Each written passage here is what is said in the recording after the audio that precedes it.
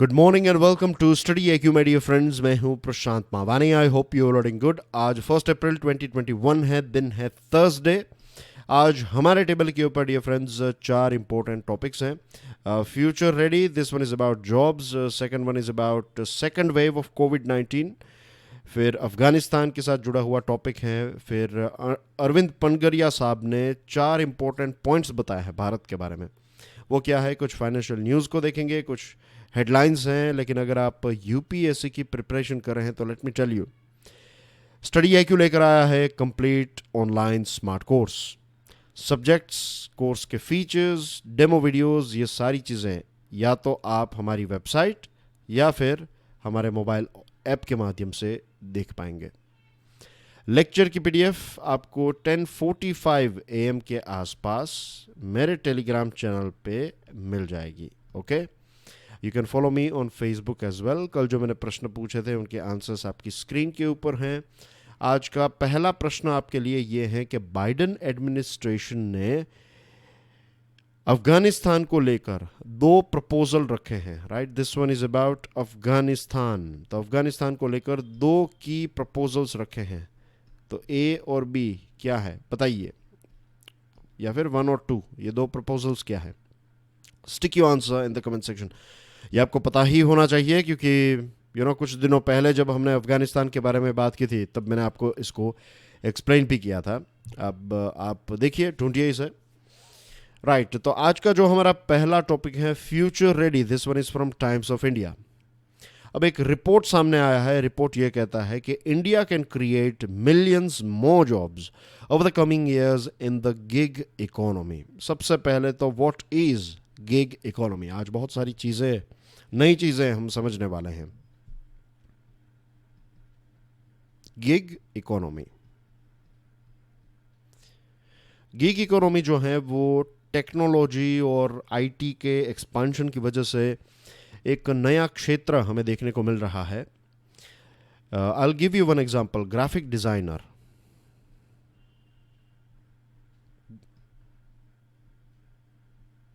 Right, एक graphic designer है let's say, और ये ग्राफिक डिज़ाइनर यानी कि जो वेबसाइट्स और पेम्पलेट्स और ये सारी चीज़ें बनाते हैं। राइट, किसी चीज़ की डिज़ाइन बनाते हैं, आपकी कंपनी का एडवर्टीजमेंट आपको करवाना है, या फिर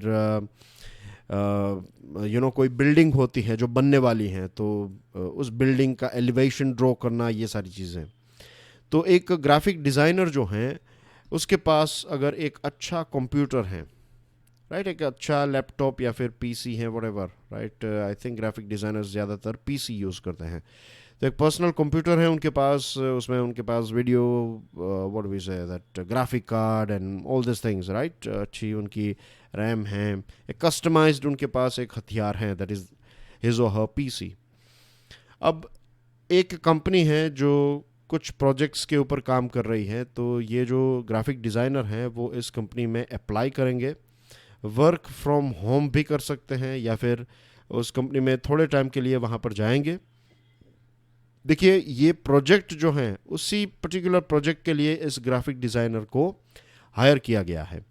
ये परमानेंट स्टाफ नहीं है। ये 6 महीने या फिर जो भी वक्त है, कई बार ऐसा भी हो सकता है कि 1 महीने का काम उनके पास हो, जस्ट 1 मंथ। 1 महीने का प्रोजेक्ट है, वो प्रोजेक्ट ख़त्म किया, that's it, good bye tata. उसके बाद आप कंपनी बी हैं, कंपनी सी हैं, और कोई अगर स्मार्ट बंदा है जो अच्छा काम भी कर रहा है, अच्छा परफॉर्मेंस है, तो उसको काम मिलता रहेगा। तो this is just one example of gig economy कि आप जॉब कर रहे हैं लेकिन आपकी जॉब जो है it's not a sort of permanent job, एक नया प्रकार है जॉब का। Then you have this delivery guys जो स्विगी और जोमेटो में काम करते हैं, they are also part of gig economy. वो एक प्रकार से परमानेंट स्टाफ नहीं है। ऑर्डर के आधार पर जितने ज़्यादा ऑर्डर्स उनको मिले उतना, जितनी ज़्यादा डिलीवरी वो करे उतने ज़्यादा पैसे वो कमाएंगे। Then you have Ola and Uber cabs, right. तो ऐसे बहुत सारे ऐसे फॉर्मेट्स हैं बिजनेस के। तो ये है गिग इकोनॉमी। आई होप ये आपको समझ में आ गया होगा।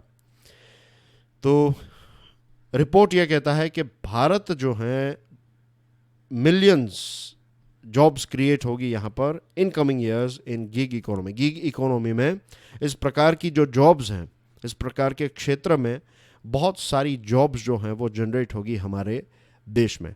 इसका मतलब ये है कि जो काम करने का तरीका है, जो काम करने का जो एक नेचर था, नेचर ऑफ वर्क जो है, उसमें एक बहुत बड़ा ज़बरदस्त बदलाव हमें देखने को मिलेगा।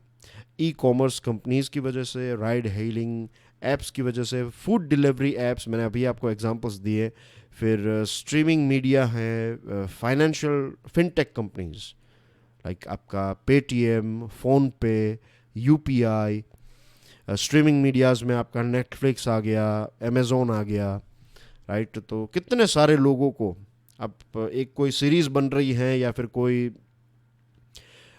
फिल्म बन रही है स्ट्रीमिंग मीडिया में, जो एप्स हैं लेट्स से, तो कितने सारे लोगों को काम मिलेगा, कितने सारे लोगों को जॉब्स मिलेगी। आपके लोकेशन पर वो शूटिंग करने के लिए आए तो 15-20 दिनों के लिए आपके लोकल एरिया में लोगों को बहुत सारा काम मिलेगा। तो ऐसा काम जो है वो चलता रहता है, और ये सारे ऐप्स और ये सारी नई चीज़ों की वजह से, नई टेक्नोलॉजी और टेक्नोलॉजिकल रेवोल्यूशन की वजह से नई जॉब जनरेट हो रही है। और इतिहास में अगर आप जाएँ देन यू विल फाइंड कि जब से आप हिस्ट्री जब भी पढ़ें, राइट, 6th स्टैंडर्ड की बुक्स जब आप पढ़ें एनसीईआरटीज़, तो आप देखेंगे कि कैसे हड़प्पा सिविलाइजेशन और इंडस वैली सिविलाइजेशन के बारे में आपको जानने को मिलेगा। और फिर धीरे धीरे यू विल रियलाइज़ कि लोग जो हैं वो सेटल होने लगे। एक फूड सिक्योरिटी जब आ गई, जब हम खेती बाड़ी थोड़ी बहुत सीख गए, तो नदी के किनारे लोग रहने लगे। तो नदी के किनारे जब लोग रहने लगे तो उनको दूसरे, जब आप सेटल हो जाते हैं तो आप बहुत सारी चीज़ों की धीरे धीरे रिक्वायरमेंट क्रिएट होने लगी कि पानी जो है उसको वहाँ पर जाना, पीने के लिए वहाँ पर जाना, वापस आना, तो that was considered a sort of waste of time and energy. तो किसी ने ये टेक्निक निकाली कि एक मटका बना लिया ऐसा कुछ जिसमें आप पानी रख सकें और उसी में से आप पानी पी सकें। तो फिर उस मटके की डिमांड क्रिएट होने लगी, तो कोई मटका बनाने लगा, राइट। तो वो भी एक टेक्नोलॉजिकल रेवोल्यूशन था, भले ही आज के ज़माने में वो हमें बहुत छोटा लगे, but that was the base. तो ऐसे टेक्नोलॉजिकल रेवोल्यूशन ने बहुत सारी जॉब्स जो हैं, बहुत सारी जॉब्स जो पुरानी जॉब्स हैं वो चली जाती हैं, लेकिन अच्छी बात है ये है कि बहुत सारी नई जॉब्स जो चली जाती है जॉब्स, उससे कई ज़्यादा जॉब्स जो हैं ये जनरेट भी होती है। I will give you one example again, horse cart,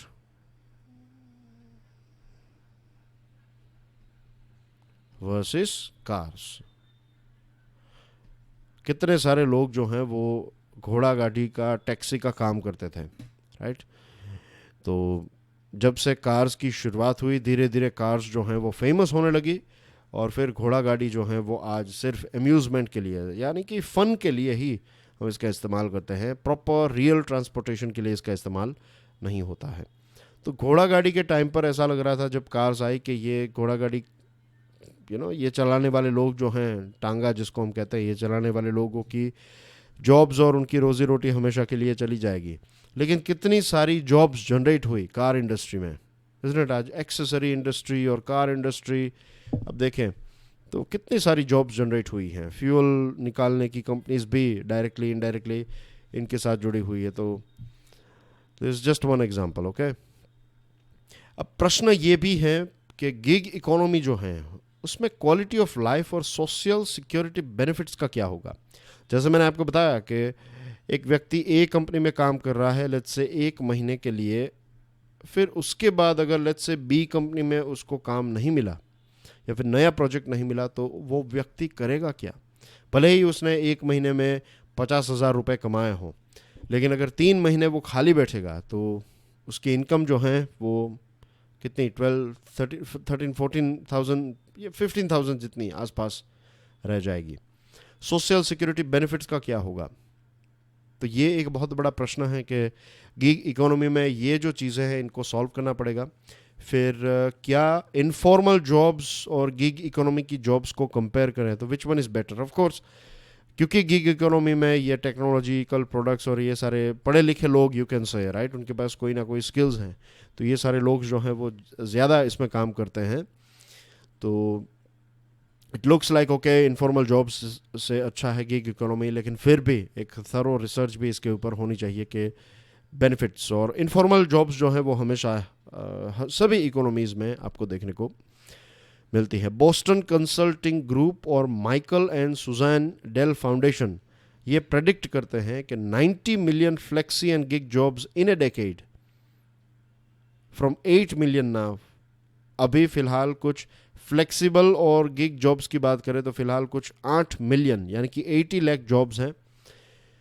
आने वाले 10 सालों में 90 मिलियन जॉब्स जो हैं वो फ्लेक्सी और गिग जॉब्स होगी, और इनके द्वारा ट्रांजैक्शंस देखिए 250 बिलियन डॉलर्स के होंगे, और भारत की जीडीपी में 1.25% का एडिशन करेगी फ्लेक्सी और गिग जॉब्स। ये हैं बॉस्टन कंसल्टिंग ग्रुप और Michael and Susan Dell Foundation का रिपोर्ट। दूसरी जो चीज़ है कि ये जो सोशल बेनिफिट्स के बारे में हम बात कर रहे थे, जस्ट इमेजिन कि अगर सेंट्रल और स्टेट गवर्नमेंट्स आपको कुछ बेसिक फैसिलिटीज़ हर एक व्यक्ति को पहुंचाए, हर एक व्यक्ति को, चाहे आप भारत के सबसे पैसे वाले व्यक्ति हों या फिर भारत के सबसे गरीब व्यक्ति हों, आपका बच्चा जो है उसको सेम इक्वल स्कूल मिलेगी। पब्लिक हेल्थ जो है, आप हॉस्पिटल में जाएंगे तो you will get the best possible treatment. Public health, education, हर एक को हेल्थ इंश्योरेंस मिले, फूड सिक्योरिटी हो, राइट, ये सारी चीज़ें अगर सरकार प्रोवाइड करें तो बहुत सारी फ्लेक्सिबिलिटी जो है जनरेट हो सकती है। और let me tell you this harsh reality, ये एक कड़वा सत्य है कि ये सारी चीज़ें अगर सरकार फ्री में प्रोवाइड करने लगे, राइट, हर एक व्यक्ति को, जस्ट इमेजिन कि एक एक इंडिविजुअल को health facility, insurance, education, right, food security, ये सारी चीज़ें अगर सरकार प्रोवाइड करें तो मैं दावे से कह सकता हूँ बहुत सारे लोग जो हैं वो गवर्नमेंट जॉब्स का फॉर्म ही फिलअप नहीं करेंगे।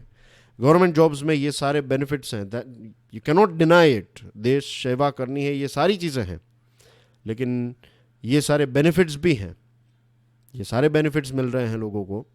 तो दिस इज़ द रीज़न। एक सिक्योर जॉब, एक स्टेबिलिटी जो है, एक स्टेबिलिटी का हमेशा हमारे देश में एक प्रकार का झुकाव रहा है स्टेबिलिटी के प्रति, तो ये गवर्नमेंट जॉब्स प्रोवाइड करती हैं। तो ये चीज़ें जब हर एक व्यक्ति को मिल जाएगी तो फिर ये भी चीज़ ड्रॉप हो जाएगी।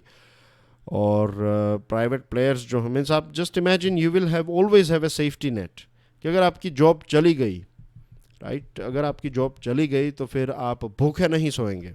You will get food security, you will get insurance, you will get education, you will get public health. तो आदमी जो है मीन्स एक, ये लोग कहेंगे कि तो फिर आलसी लोग हैं वो तो काम पे ही नहीं जाएंगे। ये भी होगा, ये तो होगा ही। 100 लोग में से एक तो आपको मिलेगा जो मुफ्त की रोटी खाएगा, मुफ्त की सारी चीज़ें करेगा। लेकिन you can say this is like a sort of ये इतना हमें लेट गो करना पड़ेगा। अगर इसको भी हम रिमूव कर सकते हैं देन यस वी शुड। ऐसी कोई सिस्टम बनानी चाहिए जो फुल प्रूफ हो, हर एक व्यक्ति को काम करना चाहिए। बट एनीवे दिस, ये एक बहुत बड़ा बदलाव ला सकता है। एंड ये जो फ्लेक्सिबल वर्क है उसका फ़ायदा डेफिनेटली महिलाओं को, बहुत सारी महिलाएं जो हैं वो वर्क फ्रॉम होम कर पाती है, तो it's very very comfortable for them. और बहुत सारे पार्ट टाइम वर्कर्स, बहुत सारे स्टूडेंट्स जो हैं वो कॉलेज के बाद उनको कोई पार्ट टाइम जॉब नहीं मिल रही थी, लेकिन बहुत सारा अब काम जो है वो अवेलेबल है अगर कोई करना चाहे तो। It was a very interesting article. फिर द सेकंड वेव, राइट, अब सेकंड वेव के बारे में हमने वैसे भी बहुत सारी बातचीत की। अभी 1-2 दिन पहले हम बात कर रहे थे मास्क के बारे में। वी.के. पॉल मेंबर हैं नीति आयोग के, और नीति आयोग के मेंबर ये जो वी.के. पॉल साहब हैं, ये कोविड-19 के साथ जुड़ी हुई जो इन्फॉर्मेशन है, पब्लिकेशन है, उनको संभालते हैं। तो उन्होंने कहा है कि situation is bad to worse, situation और ज़्यादा ख़राब होती जा रही है। हेल्थ सेक्रेटरी राजेश भूषण साहब ने यह कहा है, urgent action must be taken. आज तक हमारे देश में 6.3 करोड़ लोगों को डोजेस दिए गए हैं। 20 मार्च की बात करें तो हमारी कैपेसिटी भी इंक्रीज़ होने लगी है। हर रोज़ हम 20 लाख लोगों को डोजेस दे रहे हैं। दूसरी जो एक चीज़ मैं अभी देख रहा था, मैं नाम नहीं लेना चाहूँगा, लेकिन आप ख़ुद देखिएगा, राइट, टीवी ऑन करके ये चीज़ को देखिएगा कि पॉलिटिकल पार्टीज़, कई ऐसी जगहें हैं हमारे देश में, कुछ ऐसे राज्य हैं जहाँ पर इलेक्शन का माहौल है और वहाँ पर पॉलिटिकल पार्टीज़ को देखेगा। I am not saying political party, किसी एक पार्टी की बात नहीं कर रहा हूँ, मैं मल्टीपल पार्टीज़ की बात कर रहा हूँ। बिना कोई शर्म के ये बड़े बड़े लीडर्स जो हैं, बड़े बड़े मंत्री, बड़े बड़े पोस्ट पर बैठने वाले लोग जो हैं, वो भीड़ में निकलते हैं अपनी कार्स में या फिर बड़े ट्रक में, उनको ऊपर बैठाया जाता है और वो ऐसे ऐसे हाथ हिला कर निकलते रहते हैं। और दूसरी जगह पर फॉर एग्ज़ाम्पल गुजरात की बात करूं, अब वेस्ट बंगाल, आसाम, इन जगहों पर इलेक्शन का माहौल है और गुजरात में कुछ शहरों में रात के 9 बजे का वो लॉकडाउन डाल रहे हैं। तो एक तरफ भीड़ वही जनरेट करें और दूसरी तरफ वो भीड़ जनरेट ना हो, उसके ऊपर प्रतिबंध लगा रहे हैं। तो ये एक प्रकार की ये आयरनी है। क्या उनको ये लगता है कि हम देख नहीं पाते? क्या हमारी एनालिटिकल स्किल इतनी वीक है कि हम समझ नहीं पाएंगे? तो ये शर्म की बात है। लीडर्स जो हैं, पॉलिटिकल लीडर्स, वो कहते कुछ और हैं, करते कुछ और हैं। They should be ashamed. Parties के जो लोग हैं, चाहे वो कार्यकर्ता हो या फिर टॉप लीडर हो, उनको, ये सारे लीडर्स को बताना चाहिए कि आप क्या कर रहे हैं, व्हाट आर यू डूइंग। ये प्रश्न पूछना चाहिए कि क्या आप इतनी भीड़ में आपका जाना और इतनी भीड़ इकट्ठा करना, क्या ये एक लॉजिकल बात है? Of course not. Digital campaigns भी हो सकते हैं, डू दैट, ऐसा कुछ करें। टीवीज़ लगा दीजिए मोहल्ले में, लोग आकर वहाँ पर आप अपने घर में लोग आपको देखेंगे। ऐसा कुछ करें आप कि भीड़ इकट्ठी ना हो।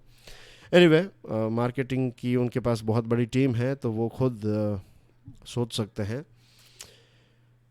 तो जब केसेस कम होते हैं तो सरकार क्रेडिट लेती है, सेंट्रल गवर्नमेंट और स्टेट गवर्नमेंट, और जब केसेस बढ़ने लगते हैं तो लोगों के ऊपर इल्ज़ाम लगाया जाता है कि आप लोग ध्यान नहीं रखते, इसलिए केसेस बढ़ रहे हैं।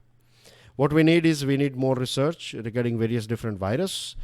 लोगों को वैक्सीनेशन के लिए encourage करना होगा और कम्युनिकेशन स्ट्रेटजी जो है उसको इम्प्रूव करना होगा। फिर बात करते हैं enter the peace process. This one is about Afghanistan. आपके लिए आज का दूसरा प्रश्न है, 9th heart of Asia conference जो है वो कहाँ पर, किस देश में हुई थी? Stick your answer in the comment section. मैंने देश का नाम पूछा है, okay. If you know the city name and देश का नाम तो ये दोनों भी बता सकते हैं, बट जस्ट वन देश का नाम is also enough. S Jaishankar साहब जो हमारे मिनिस्टर ऑफ एक्सटर्नल अफेयर्स हैं, उन्होंने एक स्टेटमेंट दिया है, यानी कि भारत ने एक स्टेटमेंट दिया है that we support talks between Afghanistan government and Taliban. We support talks between the Afghanistan government and the Taliban. कुछ क्लिक हुआ यहाँ पर, भारत ने तालिबान का नाम भी लिया। एक वक्त था जब हम उनका नाम भी नहीं लेते थे, राइट। और भारत जो था, भारत ने आज तक यही चीज़ मेंटेन की है कि हम टेररिस्ट ऑर्गेनाइजेशंस के साथ किसी भी प्रकार की नेगोशिएशन, किसी भी प्रकार की बातचीत नहीं करेंगे। तो ये डिस्कशन, भारत कभी भी टेररिस्ट के साथ बात नहीं करता या फिर टेररिस्ट जो हैं उनके साथ डील नहीं करता है, ये हमारा आज तक का स्टैंड था। लेकिन अफ़गानिस्तान की रियलिटी जो है वो चेंज होती जा रही है, काफ़ी बदल गई है।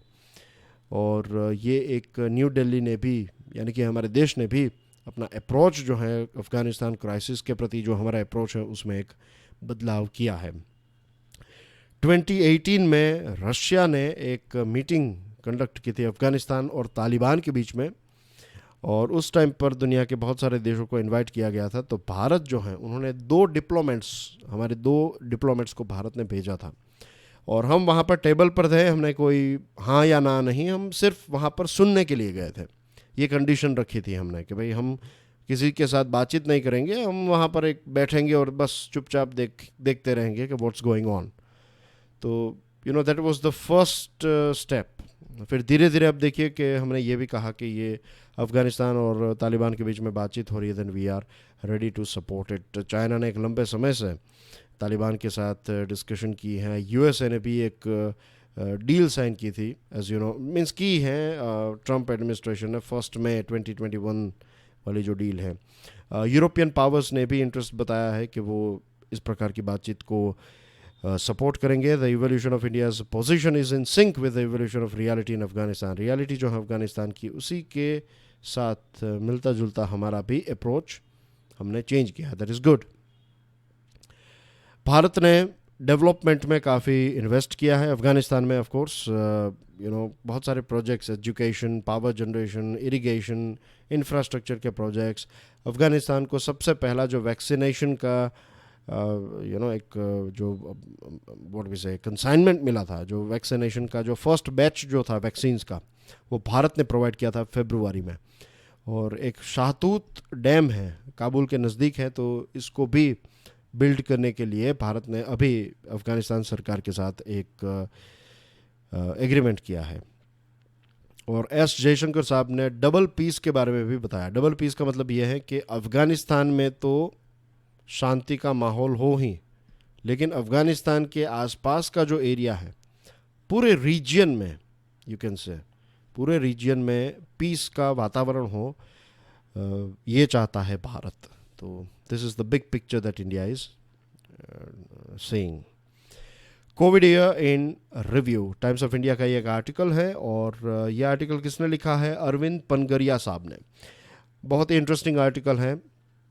उन्होंने कहा कि भारत ने 4 बड़े एरियाज़ में बहुत बड़े अचीवमेंट्स हासिल किए हैं। ये कोविड-19 को लेकर बात है।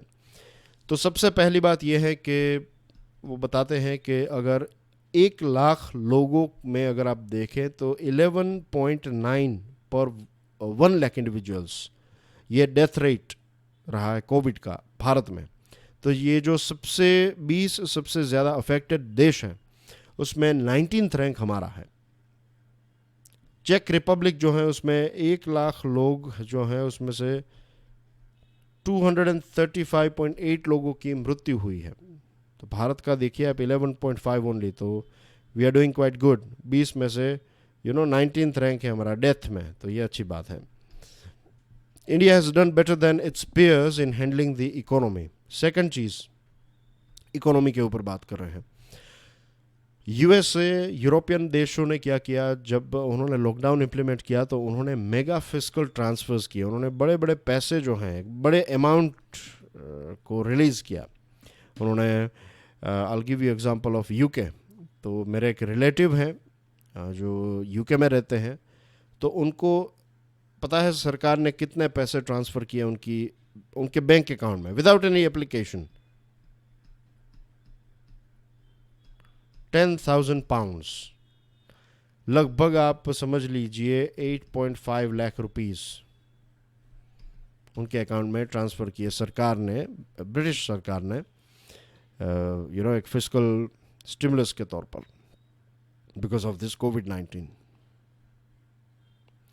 तो ये अमाउंट यू कैन इमेजिन कि इतनी बड़ी अमाउंट यूके ने दी, कनाडा ने, यूएसए ने। हमने ग्राफिक्स भी देखे थे, इन्फोग्राफिक्स भी मैं आपके लिए लेकर आया था। वो सारी चीज़ें आपको याद दिला रहा हूँ, you don't have to remember the numbers. तो ये मेगा फिस्कल ट्रांसफर्स जो हैं, क्या उन्होंने स्टिमुलेशन का काम किया एज पर अरविंद पनगरिया? नहीं, क्योंकि जब लॉकडाउन चल रहा है तो भारत ने क्या किया, I will give you India's example. Bharat ने क्या किया, भारत ने बड़ा अमाउंट जो है वो डायरेक्टली ट्रांसफ़र नहीं किया। भारत ने स्टार्टिंग में ये सोचा कि इट्स बेटर कि हम लोगों को खाने पीने की चीज़ें प्रोवाइड करें, राइट, उनका सर्वाइवल हो, और धीरे धीरे फिर देखेंगे आगे क्या होता है। क्योंकि अभी लोग बाहर ही नहीं निकल रहे हैं, घर के अंदर है कोविड-19 की वजह से। कोविड-19 एक नया रोग आ चुका है और लोग घबराए हुए हैं। तो खाने पीने की चीज़ों के अलावा लोग कपड़े खरीदने और दूसरी चीज़ें खरीदने के लिए थोड़ी बाहर जाएंगे, ऑफ कोर्स नो। तो ये जो पैसे ट्रांसफ़र किए थे वो पैसे ऐसे ही पड़े रहे, तो इससे कोई एक इफ़ेक्टिव डिमांड जो है वो जनरेट नहीं हुई। और सप्लाई के भी इश्यूज थे, डिमांड जनरेट नहीं हुई, सप्लाई भी अवेलेबल नहीं थी। तो ये सारी चीज़ें क्या हुई पता है, it ended up as a sort of personal saving. लोगों ने पैसे जो सरकार से मिले थे उसको बचाकर रख दिए। तो इसका क्या फ़ायदा? सरकार की जेब में पैसे हो या फिर आपकी जेब में पैसे हो, अगर वो मार्केट में सर्कुलेट नहीं हो रहे हैं तो इसका कोई फ़ायदा नहीं होगा। तो सरकार ने अच्छी वहाँ की सरकारों ने अच्छा स्टेप लिया, लेकिन जो रिज़ल्ट चाहिए था वो रिज़ल्ट वो हासिल नहीं कर पाए। भारत ने क्या किया, भारत ने जैसे मैंने आपको बताया शेल्टर और फूड के ऊपर फोकस किया, और उसके बाद धीरे धीरे करके जब चीज़ें बैक टू नॉर्मल होने लगी उस टाइम पर भारत ने बहुत सारी चीज़ें मीन्स बहुत सारे ऐसे स्टेप्स उठाए जिससे डिमांड और सप्लाई जो है वो बूस्ट हो गई। द इकोनॉमिस्ट जो है वो ये प्रेडिक्ट करता है कि यूएसए में सेविंग जो है वो वहाँ की जीडीपी का 10% जितने पैसे जो है वो सेविंग में है, एक्सेस सेविंग्स की अमाउंट लगभग इतनी हो गई है। The restraint exercised in the early months gave India fiscal space to stimulate the economy subsequently when buyers were able to return to shops and workers to their workplaces. जब भारत ने starting के time पर फिस्कल्स इतने पैसे नहीं बहाए तो उसकी वजह से भारत के पास पैसे पड़े रहे, और फिर जब लोग काम पर जाने लगे, जब दुकानें खुलने लगी, तो उस टाइम पर भारत ने ये पैसे जो हैं वो रिलीज़ किए। फिर बात करते हैं रिफॉर्म्स के बारे में कि बहुत सारे रिफॉर्म्स की आवश्यकता थी, और ये लग रहा था कि कोविड-19 के टाइम पर कुछ प्लस माइनस कुछ किया जाएगा, थोड़े बहुत बदलाव किए जाएंगे, लेकिन सरकार ने लेबर लॉज में बदलाव लाया, फार्म लॉज में बहुत सारा प्राइवेटाइजेशन करने वाली है, फाइनेंशियल सेक्टर में बदलाव, फिर mines and minerals act of 1957 में अमेंडमेंट्स किए गए।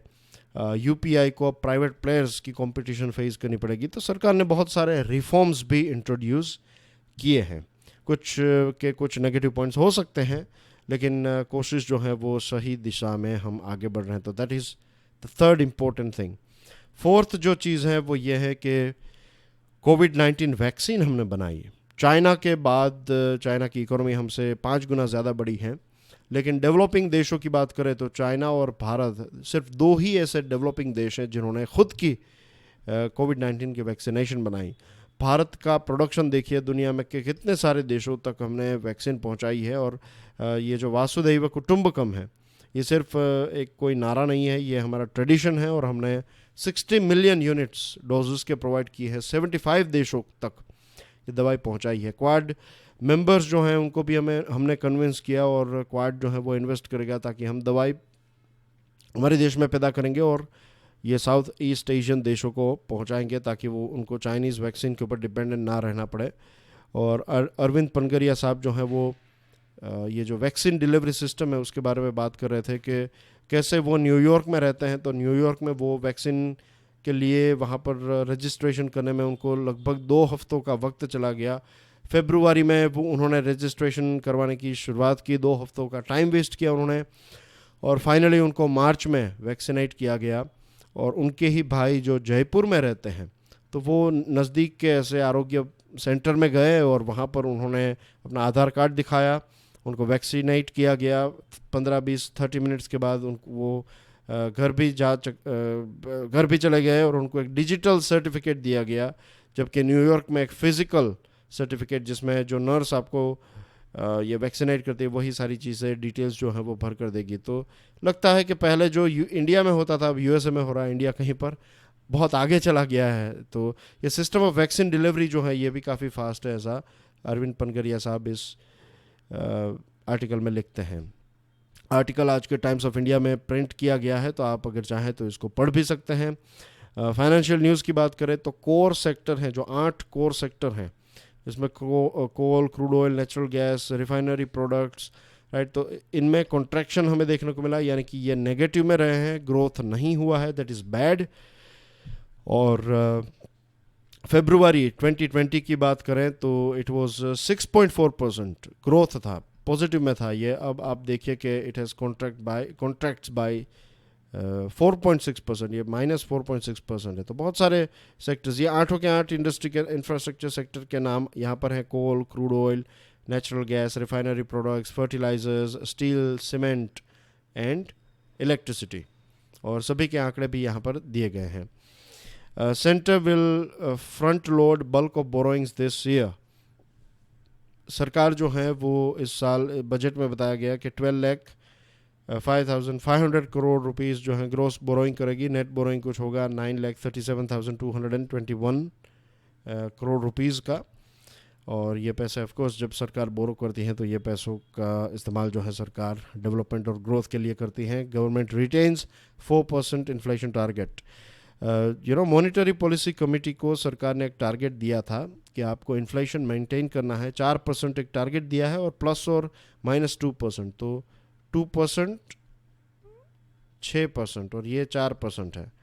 तो कम से कम इतना और ज़्यादा से ज़्यादा ये दोनों रेंज के बीच में कहीं पर होना चाहिए, आइडियली 3% के आसपास। तो ये टारगेट फिर से दिया गया है 1 अप्रैल 2021 से, यानी कि आज से लेकर आने वाले 5 सालों तक यही टारगेट रहेगा। जो पिछले 5 सालों में था उसी चीज़ को रिपीट यहाँ पर सरकार ने किया है, तो that is a good sign, ऐसा एक्सपर्ट्स कह रहे हैं। This are your headlines. PDF को डाउनलोड करने के बाद हेडलाइंस को पढ़ लीजिएगा। कुछ बदलाव किए हैं, आपने देखा होगा कि मोटिवेशनल जो स्टेटमेंट्स, जो कोट्स थे वो नहीं आ रहे हैं, बट आई थिंक उनकी आवश्यकता नहीं है। I will bring interesting stories and ये सारी चीज़ें पॉडकास्ट में हो सकती हैं, तो लेट्स नॉट वेस्ट टाइम। इससे अच्छा है कि हम क्वेश्चंस को डिस्कस करें। और एक दूसरी चीज़ है, मैंने देखा है कि जब मैं आपको कहता हूँ तब आप इस लेक्चर को शेयर कर देते हैं, जब मैं कहता नहीं हूँ तब ये आपकी आदत नहीं बनती है, तो please don't do it, right? It's very demotivating. अगर आप साथ नहीं देंगे तो फिर मज़ा नहीं आएगा। और मैं देखता हूँ कि 5,000 लोग इसको देखते हैं, लेकिन आंसर्स जो हैं वो सिर्फ 10-15 लोग ही आंसर में रिप्लाई करते हैं। देखिए, I have many ways to sort it out. मुझे पता है कि कौन कौन लोग जो हैं वो रेगुलरली आंसर्स देते हैं। मैं उनसे अगर पूछूंगा, they will easily provide me A sort of ID और समथिंग। हम एक ग्रुप बना लेंगे, और मे बी ऑन टेलीग्राम या फिर maybe on Facebook messenger, या उसमें ग्रुप बना लेंगे, और I will put questions over there, और वो आंसर्स देते रहेंगे, इज़न्ट इट? क्योंकि अगर आप लोग देख रहे हैं, if you are not participating in it, तो ये क्वेश्चंस मैं किसके लिए ला रहा हूँ? अगर 10-12 लोग ही इसमें इंटरेस्टेड हैं तो मुझे भी कोई मेहनत करने की इट्स नॉट रिक्वायर्ड, और भी बहुत सारा काम है। तो if you are genuinely interested, show it to me, right? Don't tell me कि यस क्वेश्चंस को कंटिन्यू करें, आप आंसर्स को कंटिन्यू करें, क्वेश्चंस आपको मिलते रहेंगे। एंड इट्स ऑल्सो इंपॉर्टेंट कि आप इसको शेयर करें, इस लेक्चर को शेयर करें। I want this series to grow. If it's not growing then there is no point of continuing it, भले ही आपको कितना ही पसंद हो। तो this is, take it very seriously, right? It is very very important कि ये दो चीज़ें, क्वेश्चंस के बारे में तो it's very very, it's necessary, it's compulsory, ये मैंडेटरी ही है। This is not a request, it's an order कि क्वेश्चंस अगर मैं पूछ रहा हूँ तो I want you guys to answer it. इसमें कोई बहाना नहीं चलेगा, आई वॉज आउटसाइड, ये था वो था। आपने जब भी वीडियो देखा, आपने क्वेश्चन देखा, you have to answer it उसी दिन। Okay, enjoy your studies. जय हिंद।